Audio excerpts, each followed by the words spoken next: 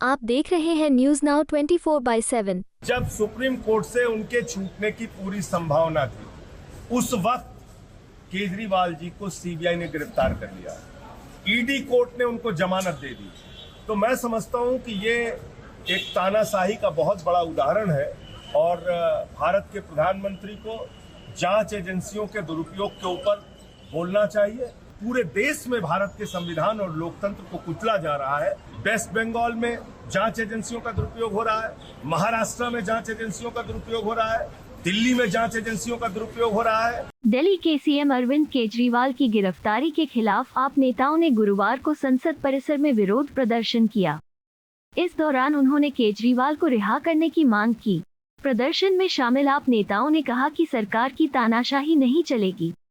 उधर ईडी के बाद सीबीआई ने हाल ही में केजरीवाल को कोर्ट से गिरफ्तार किया है। तानाशाही मुर्दाबाद, मुर्दाबाद मुर्दाबाद, हिटलरशाही मुर्दाबाद, मुर्दाबाद मुर्दाबाद, अरे लोकतंत्र में तानाशाही नहीं चलेगी, नहीं चलेगी। दिल्ली के लोकप्रिय मुख्यमंत्री जो 3 बार से प्रचंड बहुमत से जीत के आए हैं, उनको गिरफ्तार करके जेल में डाल दिया गया। और किस दिन जेल में डाला गया? जब सुप्रीम कोर्ट से उनकी जमानत पर मोहर लगनी थी, जब सुप्रीम कोर्ट से उनके छूटने की पूरी संभावना थी, उस वक्त केजरीवाल जी को सीबीआई ने गिरफ्तार कर लिया, ईडी कोर्ट ने उनको जमानत दे दी। तो मैं समझता हूं कि ये एक तानाशाही का बहुत बड़ा उदाहरण है और भारत के प्रधानमंत्री को जांच एजेंसियों के दुरुपयोग के ऊपर बोलना चाहिए, इसको रोकना चाहिए, अरविंद केजरीवाल को रिहा करना चाहिए।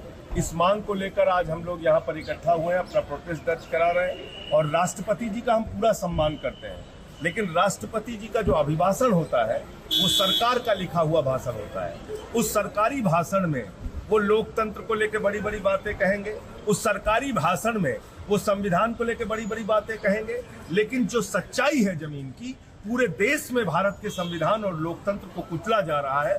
झारखंड के मुख्यमंत्री रहे हेमंत सोरेन जी को गिरफ्तार करके जेल में डाल दिया।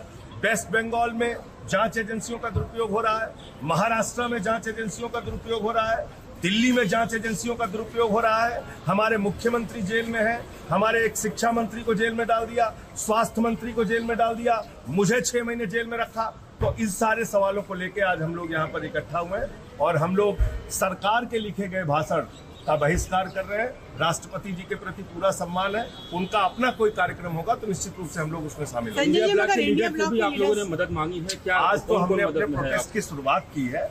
अब इंडिया ब्लॉक के भी नेताओं से बातचीत हो रही है और उनके समर्थन से भी इस आवाज को आगे बुलंद किया जाए। आपको यह वीडियो पसंद आया हो तो इसे लाइक करें, हमारे चैनल को सब्सक्राइब करें।